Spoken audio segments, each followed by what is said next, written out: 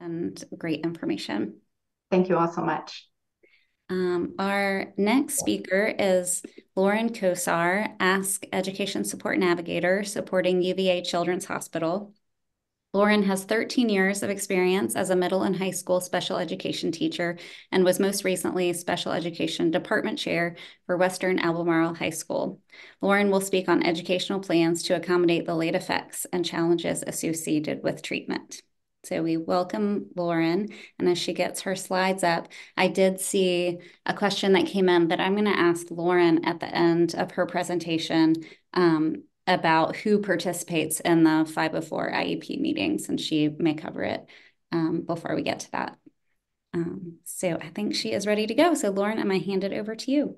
All right, thank you, Susan. I am honored to be here today to talk about how to help children and students in kind of the school realm while they're in active treatment and beyond. And so we're really going to focus on the educational plans that are available to your children. And so those are 504 plans and IEPs. Before we delve into that, I do just want to look at, for some reason, my slides aren't advancing. Oh, there we go. Okay. I know that we just reviewed what is a late effect. I don't think it can be emphasized enough to kind of get this language in our minds, as late effects. Sometimes they look like side effects of when your child is receiving chemotherapy. And then kind of once treatment is done, we call them late effects. And so they really are the consequences of cancer and its treatment. It's really important that we constantly have a surveillance on these and that we are in communication with the school and teachers and educating them about these late effects. Teachers and schools, they didn't go through their education programs to learn about late effects. And so this is probably something new to them and that they may not be aware of. So we talked about the physical challenges. A lot of these will show up again during the active treatment and when they're transitioning back to school, especially that fatigue piece. It's something that we oftentimes really alert teachers to in the school, that even though a student may be done with their chemotherapy, it doesn't mean that they still aren't going to get tired, or sometimes when they are past their intense active treatment, they're still having to get steroids, and that week of steroids can cause some kids to really have some pretty big mood swings. And so communicating to the school about that. And then of course, during kind of active treatment, if they are allowed to go back in school, sometimes they will have some nausea and vomiting. The cognitive challenges, again, that I'm just going to review because I know you all have seen this.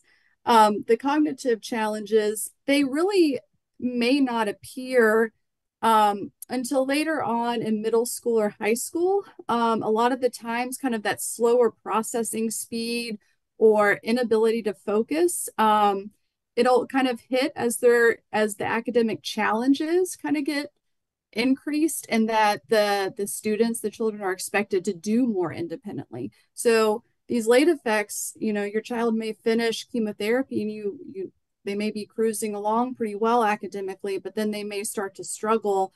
And so keeping back in the back of your mind that, this could be a late effect.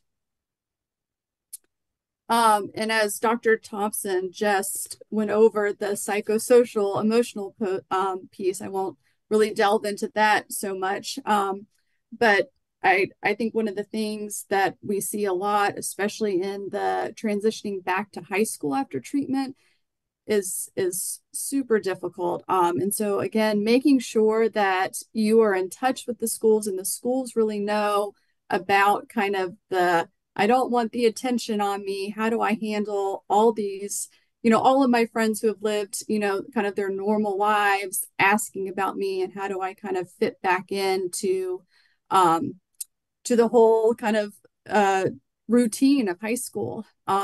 Problems that used to be problems pre-diagnosis may seem really, simple or silly to your child who's kind of been through isolation and intense treatment. Oftentimes, schools will have a school psychologist there, and of course, school counselors as well that can either provide support or at least recommend support outside of school. So the two things that I really wanted to look at are the two educational laws that are in place to protect students with a disability or impairment. And before going into that, I think it's important to recognize that these are additional labels that that you and your child will need to kind of come to terms with. You've already kind of been through the process of I have a child with cancer, and so there's that label. And so now there's maybe this new label of your child having a disability or impairment, and different families approach this.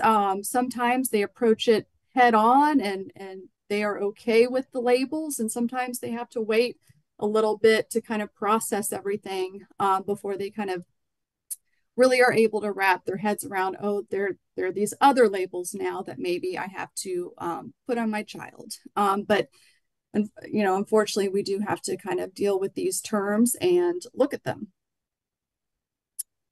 So the definition of a disability. So a disability is a mental or physical impairment which substantially limits one or more major life activity, or has a record of such impairment, or is regarded as having such an impairment.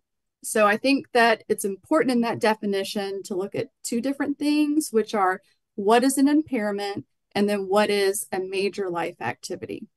And so if you look at the definition below, it says an impairment is any disability, long-term illness. And so that's really where we capture that impairment piece, is in the term long-term illness, which would be the childhood cancer diagnosis.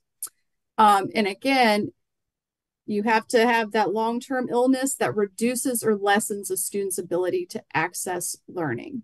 And so those really understanding those two definitions are really important. If a person has a disability, we can start to look at the two laws for kids with disabilities so that the school can really meet their needs and move them forward. And so the first law that we're going to look at is Section 504. It's from the Rehabilitation Act of 1973.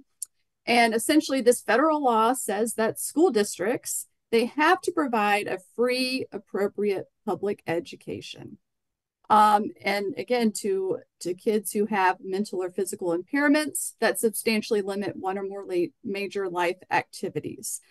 So that's going to be, again, very important in looking at, do they qualify under this law?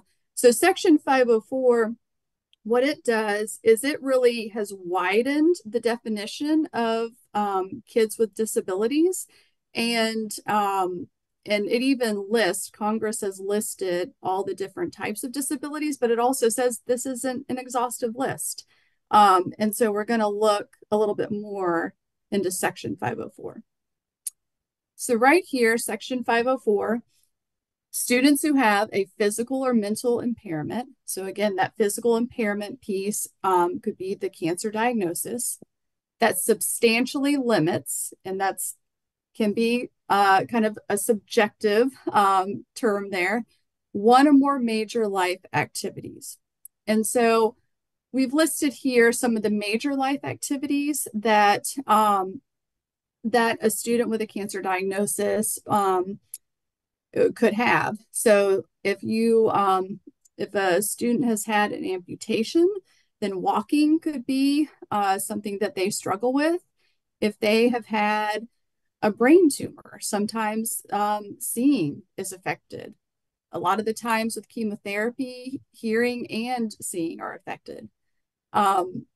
With a lot of our kids who are especially receiving treatment for ALL, we'll see kind of it's almost like their major life activity that's impacted is really concentrating, and then that ability to learn and think. And so sometimes it's like a bunch of different major life activities that can be listed.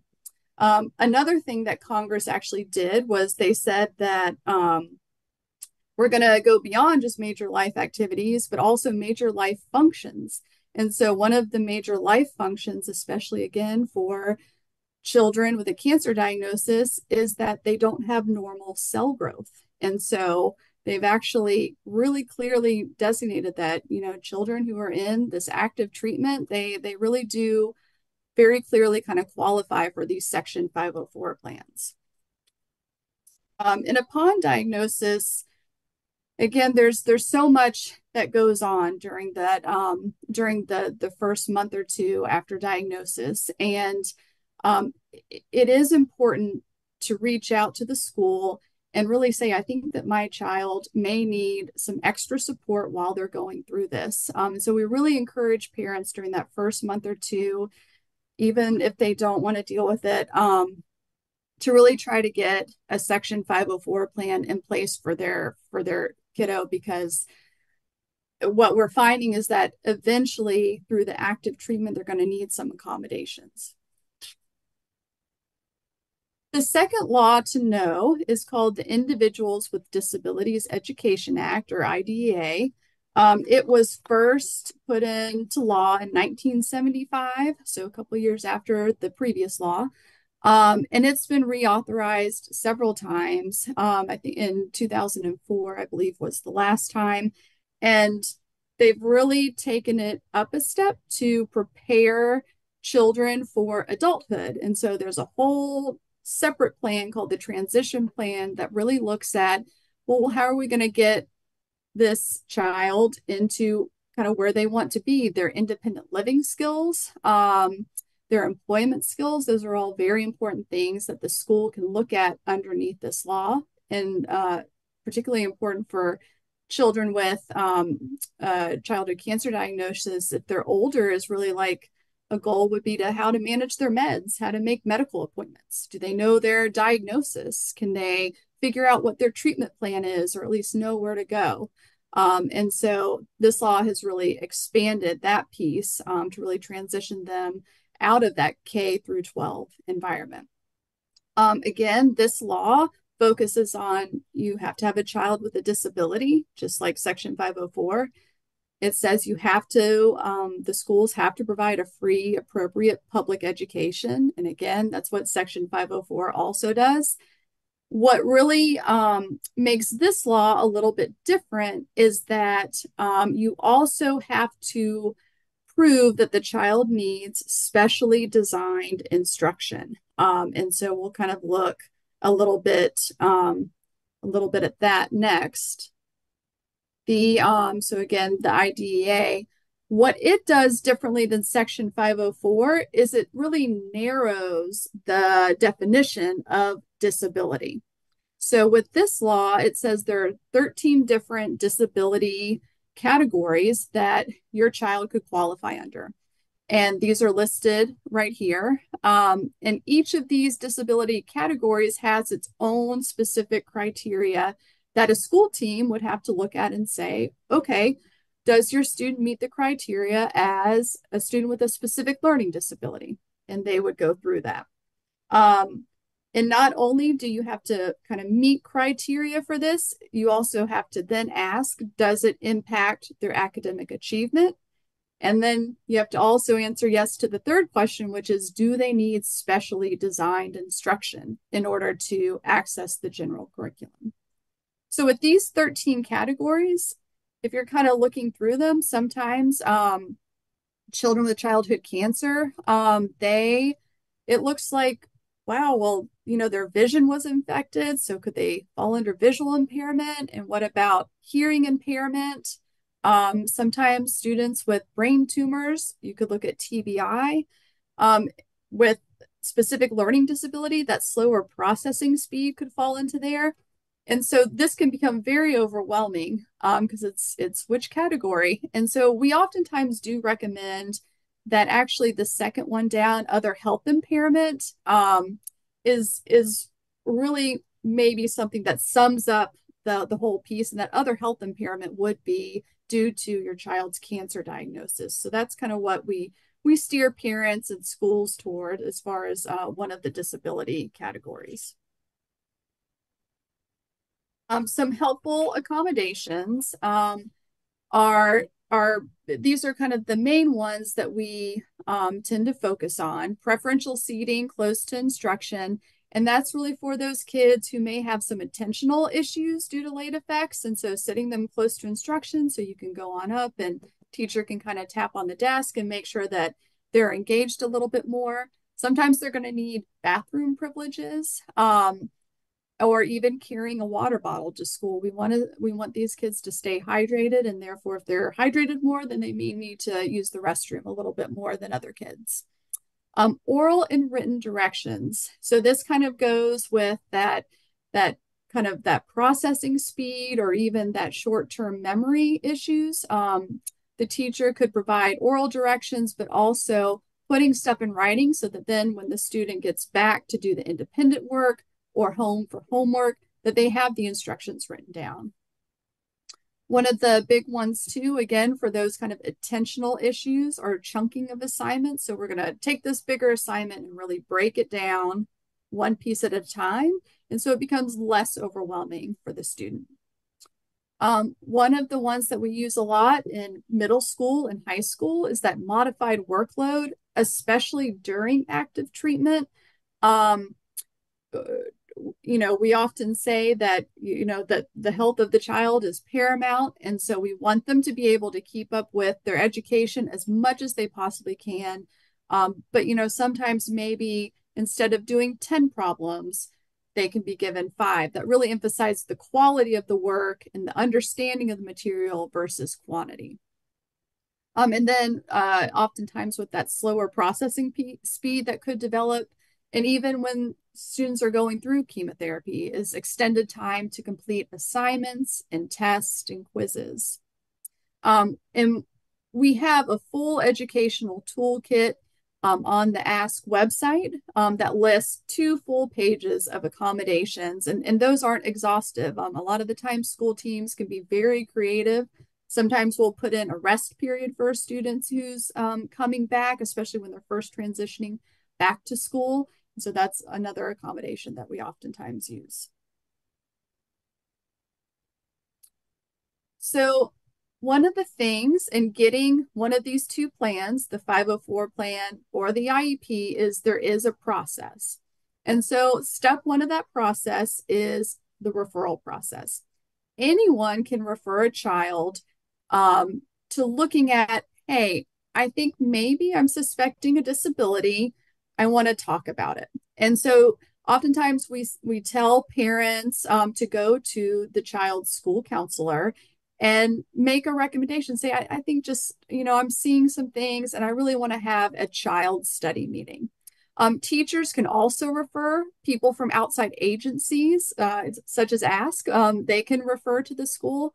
And so what happens there with that referral is that the school then has to honor holding a child study meeting to just look and say, okay, let's kind of put our heads together and just see what's going on.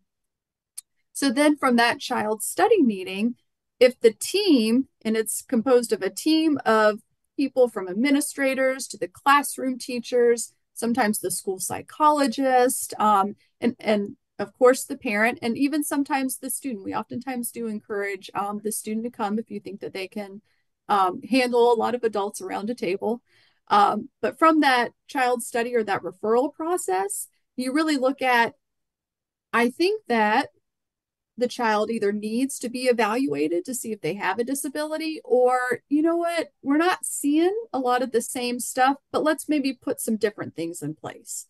So then step 2 is really going into an evaluation, which is a lot of different people collect a lot of different data. And they have about 60 days to collect this data. And so maybe that is composed of you going to your child's medical team and saying, can you write up a medical letter just saying, describing my child's diagnosis, their treatment plan, and anything that you recommend that the school should consider.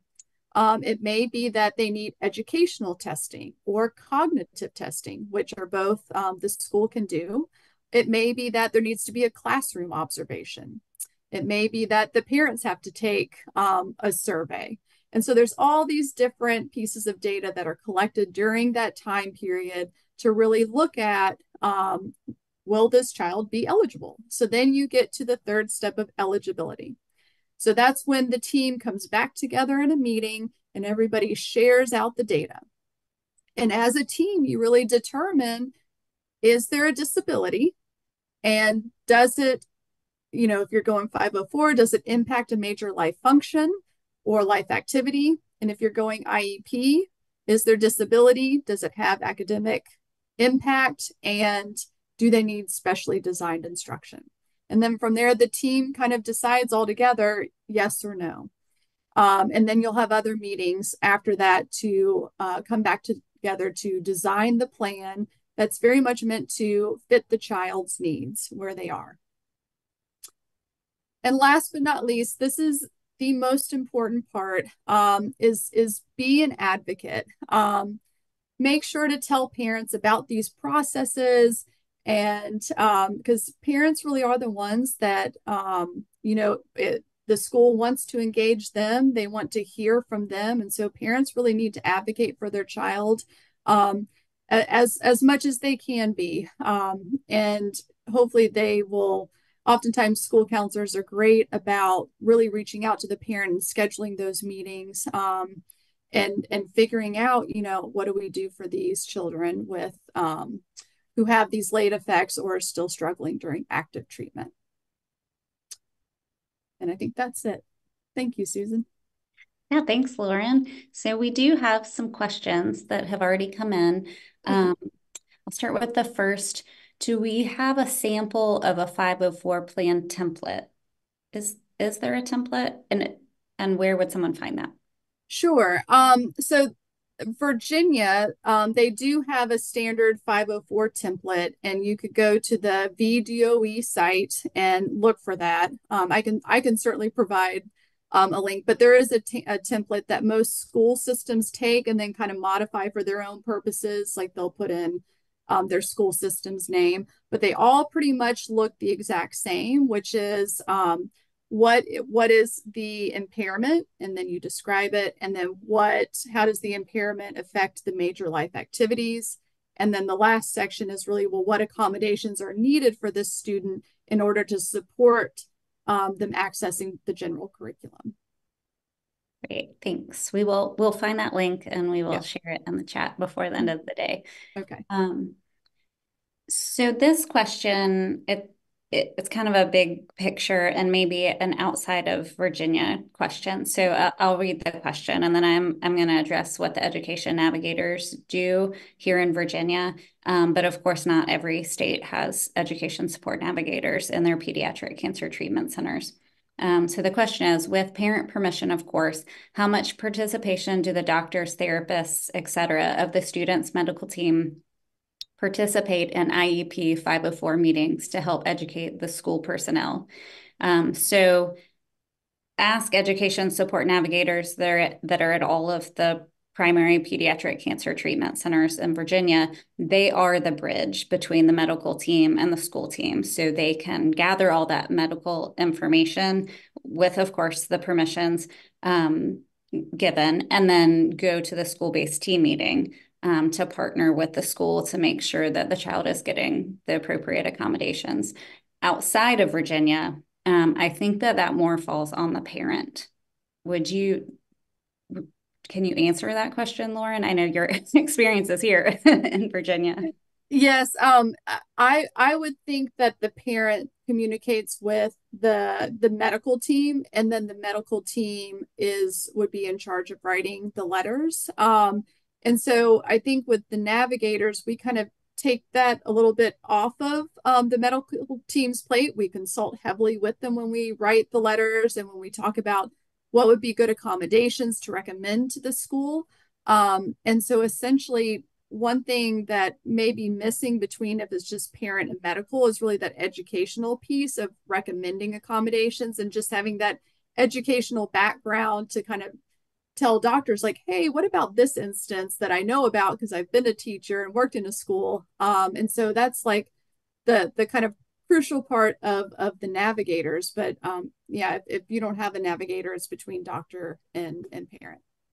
And so that's really where the Ask Education toolkit comes into play. So it was designed before we had these navigators around the state so that, in the other treatment centers, like Children's Hospital of Richmond at VCU has had educational support for a long time. CHKD has had Mandy for a long time, but some of the other treatment centers did not. And so the toolkit is really designed to help parents and help schools kind of to bridge that gap. So it is available. I see the link's been put in the chat to the toolkit.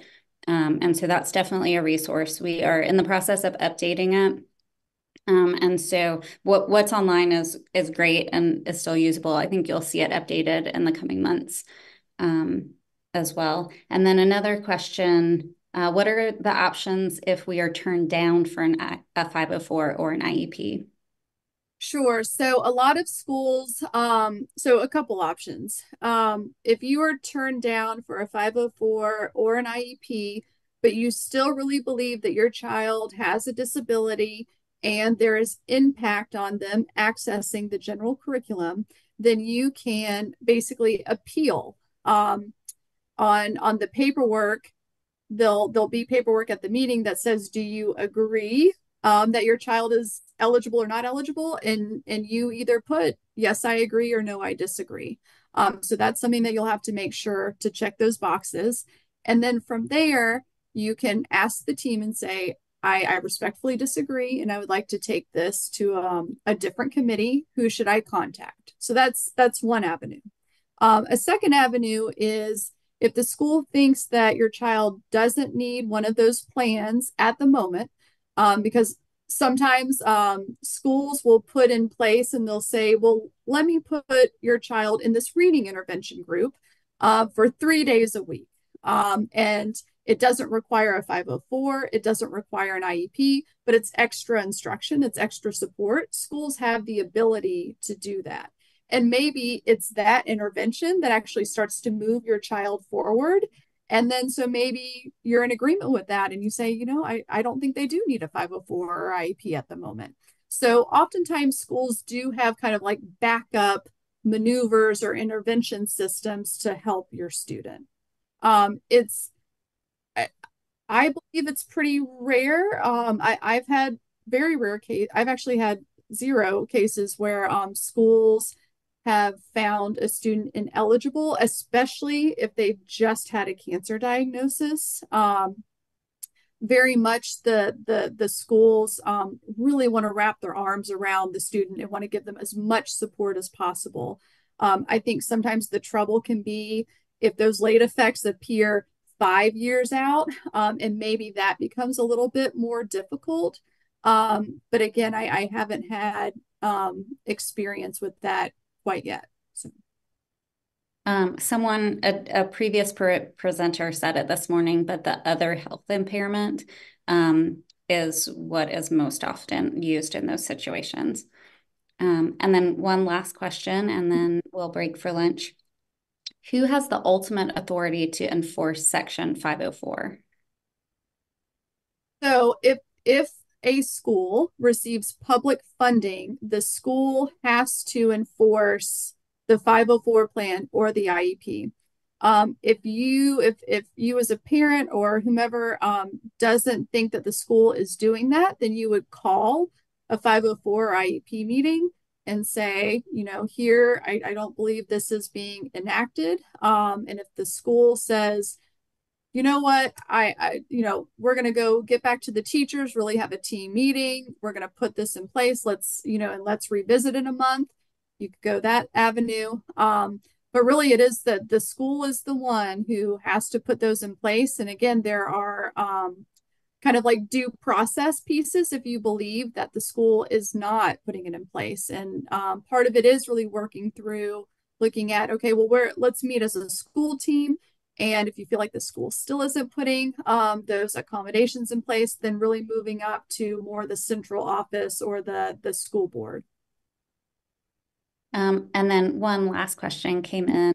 Is it important to keep the 504 plan going during all school. So I think like it can follow someone to college, correct? Yes, and it can follow them to medical school. And so, yes, it is important, and this is where school systems vary. Again, if you're getting the 504 during the active treatment phase, schools are very, they're wide open with that. And even when your student is past the active treatment phase, and if, they may no longer need that reduced course load, you can remove that accommodation and should if they don't need it.